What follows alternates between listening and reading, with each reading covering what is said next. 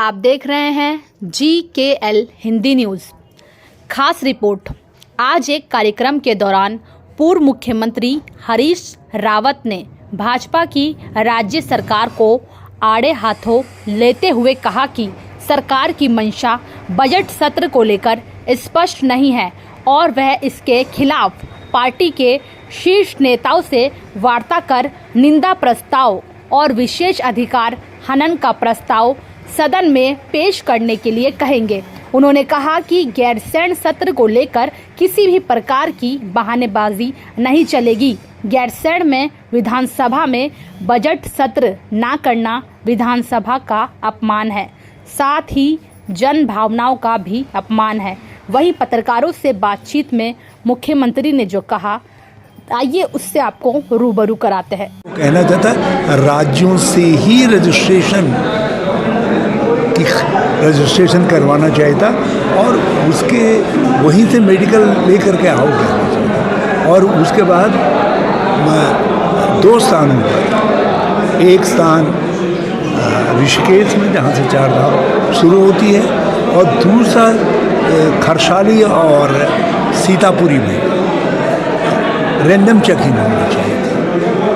Random checking होना चाहिए। SDRF को ये दायित्व सौंपा जाना चाहिए था कि हर 40 साल के ऊपर के व्यक्ति को या 50 साल के ऊपर के व्यक्ति को, जो हमारे समय में निर्धारित था, पहुंचाने का दायित्व उनका था। हम गर्म कपड़े भी देते थे, कंबल देते थे, जर्सी टोपी देते थे। यदि देखते थे मौसम में ठंडक आ गई है। अब आज जब मैंने ये मामला उठाया तो भाजपा के कई मित्रों ने मेरी आलोचना भी की, लेकिन अब मुझे पता चला है कि कुछ कदम इस दिशा में उठाए जा रहे हैं। मेडिकल सुविधाओं का थोड़ा विस्तार किया है, मगर अभी भी पीने की पानी की व्यवस्था नहीं है। सबको मालूम है कि यदि खच्चर घोड़े हैं तो गर्म पानी देना पड़ेगा, उसके प्याऊ बनाने पड़ते हैं गर्म पानी, और वो चीज़ें नहीं हुई। रास्ते में लोगों को लोग रुक करके जाते हैं और उसको रोकने के लिए भी व्यवस्थाएं की जाती है। खाने की, दूसरी चीज़ों के जगह जगह पर हर कदम पर व्यवस्थाएं करनी पड़ती है, जो हमारे वैष्णो देवी ट्रस्ट करता है, तो वो हमको भी करना चाहिए।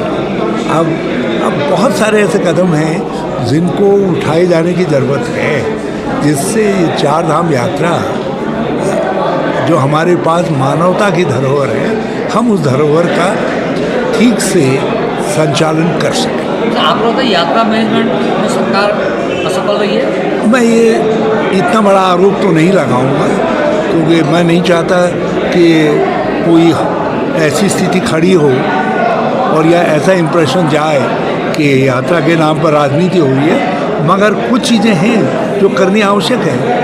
मैं शुरू से कह रहा था, मैंने कहा इस बार यात्री ज़्यादा आएंगे।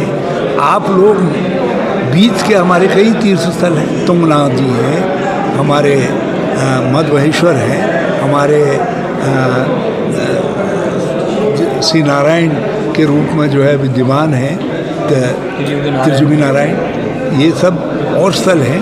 इन स्थलों के लिए भी उप यात्राएँ प्रारंभ करनी चाहिए और राज्य की तरफ से प्रमोट करना चाहिए कि एक दिन आप रह जाइए, आना चाहिए। देखो बनाना क्या है, जो इन्होंने पाप किया बीच में, त्रिवेंद्र सिंह को भी शायद उसी की हाई लगी। उन्होंने जो पहले का भू कानून था जिसमें ज़मीन खरीदने पर रोक थी, नियंत्रण था, उसको हटा दिया था। और हमने जिस एरिया को नोटिफाइड घोषित किया था, भराड़ी स्टैंड को, उसको डिनोटिफाइड कर दिया था।